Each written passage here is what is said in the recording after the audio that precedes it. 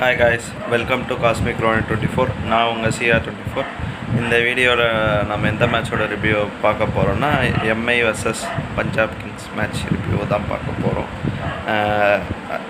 Punjab toss win பண்ணி bowling choose பண்ணிட்டாங்க.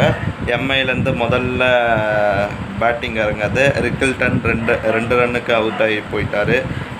Sky duck out, அதாவது நம்ம சூரியகுமார் யாதவ் டக் அவுட் ஆகிட்டு போயிட்டாப்புல. ஹர்ஷ்தீப் 2 விக்கெட் எடுத்துட்டார். சஹால் நாமந்தேரோட கேட்சை ட்ராப் பண்ணதுனால அது பெரிய மிஸ்டேக் ஆகி போய் பெரிய பார்ட்னர்ஷிப் க்ரியேட் ஆகி நாமந்தேர் நல்லா செட் பண்ணி ஆடிட்டார். குவிண்டன் டி காக்கும் நாமந்தேரும் சேர்த்து 100+ ரன்ஸ் அடிச்சிட்டாங்க. இதில் நாமந்தேர் 29 பந்துக்கு 50 ரன் அடிச்சுட்டு போயிருக்காரு. குவிண்டன் டி காக் முன்னாள் KKR பிளேயர், இன்றைய மும்பை இந்தியன்ஸ் பிளேயர். இதுக்கு முன்னாடி மும்பை இந்தியன்ஸுக்காக ப்ளே பண்ணியிருக்காரு. அவரோட டோட்டல் என்னன்னா 53 பந்துக்கு 101 ரன் அடித்து தன்னோட ஸ்குவாடு வீக்காக இருந்தாலும் தன்னோட விசுவாசத்தை தான் டீமுக்காக காட்டியிருக்காரு.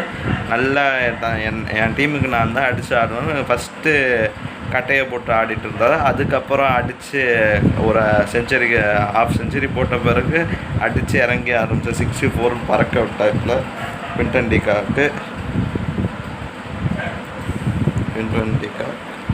அடுத்து நம்ம ஹர்திக் பாண்டியா வந்தார். ஹர்திக் பாண்டியா 14 ரன்னுக்கு அவுட் ஆகிட்டு போயிட்டார். அதாவது 12 பாலுக்கு 14 ரன்னு அவுட் ஆகிட்டு போயிட்டார்.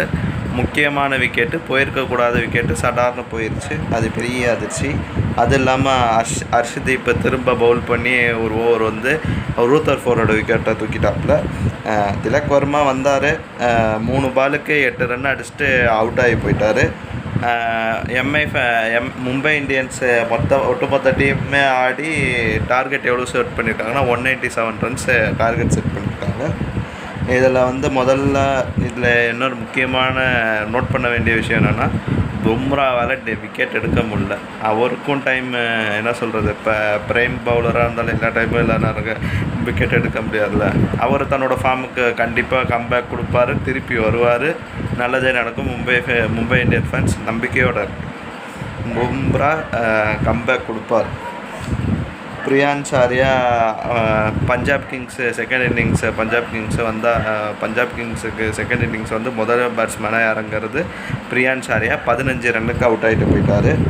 அதுக்கடுத்து கேப்டன் நம்ம கேப்டன் ஐயர் இல்லை ரவுடி ஐயர் தன்னோட ரவுடி சொல்கிறது ஐபிஎல்லையுமே காமிச்சிட்டார். நான் தான் என் டீம் தான் கேப்டன். இந்த வருஷம் எனக்கு தெரிஞ்சு 2 டீமுக்கு தான் போட்டியே, ஒன்று ஆர்சிபி, இன்னொன்று பஞ்சாப் கிங்ஸ். ஏன்னா போன வருஷம் ஃபைனல்ஸுமே ஆர்சிபி வர்சஸ் பஞ்சாப் கிங்ஸ் இது பண்ணி 6 ரன் வித்தியாசத்தில் பஞ்சாப் கிங்ஸ் தோற்றுச்சு. இத்தனைக்கும் எனக்குலாம் அன்றைக்கி மேட்ச்சு பயம், அவ்வளோ பயம், என்ன நடக்க போதோ ஏதோ ஆக போதோன்ட்டு. அந்த சஷாக் சிங்க்கு மட்டும் லாஸ்ட்டு ஒரு பால் நின்று 6 அடிச்சிருந்தாருன்னா அவ்வளோதான். ஆர்சிபி ஃபஸ்ட் 8ல் அடிச்சிருக்காது. அது 18 வருஷம் ஆகி போய் 19வது வருஷம் ஆகி போச்சு. ஆனால் அது ஒரு உண்மையான நல்ல சேஞ்சான மேட்ச்சு. அதுலேயும் முக்கியமாக சுயாஷ் சர்மா மேட்ச் ஆடி அதில் விக்கெட்லாம் எடுத்து கொடுத்துட்டு போனார். அதையும் மறக்க முடியாது. அது ஒரு மெமரபிள். அதுக்கப்புறம் ரவுடி கூப்பர் கான்லி பஞ்சாப் கிங்ஸ்க்காக வந்தார். 17 ரன் அடித்து அவுட் ஆகிட்டு போயிட்டார் கூப்பர் கான்லி. அதுக்கப்புறம் ஸ்ரேயாஸ் ஐயரும் பிரப்சிம்ரனும் பார்ட்னர்ஷிப் போட்டு ஆட ஆரம்பிச்சிட்டாங்க. பிரப்சிம்ரன் 23 பந்துக்கு 52 பந்து அடித்து டீமை ஜெயிக்கிற பாதையில் கொண்டு போயிருக்காரு. அதுக்கப்புறம் நம்ம ரவுடி ஐயர் 31 பாலுக்கு 53 ரன்ஸை அடித்து மேட்ச்சு ஆடிக்கிட்டே இருந்தார். விக்கெட்டை லூஸ் பண்ணலை. அதுக்கப்புறம் நாமந்தீர் ஸ்ரேயாஸோட கேட்சை பிடிச்சிட்டாரு. இதுலேயும் முக்கியமான ஒரு விஷயம் என்னென்னா,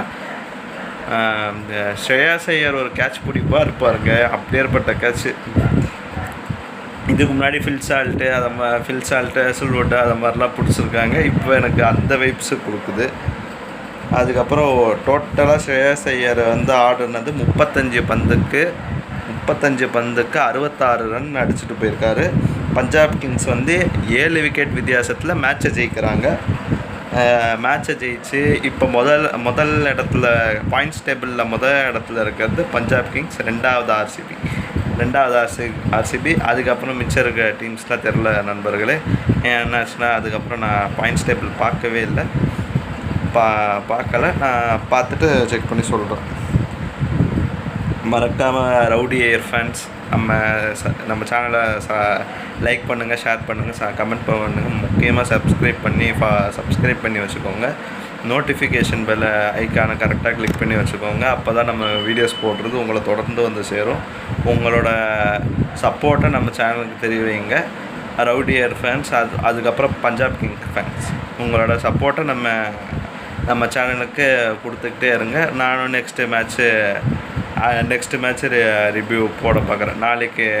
நாளைக்கு வந்து ஆர்சிபி வர்சஸ் டெல்லி க்ரீன் ஜெர்சியில் ஆட போகிறாங்க. அதுக்கான வீடியோ விரைவில் உங்களை தேடி வந்து கொண்டே சென்று வருகிறேன் நண்பர்களே. நன்றி, வணக்கம்.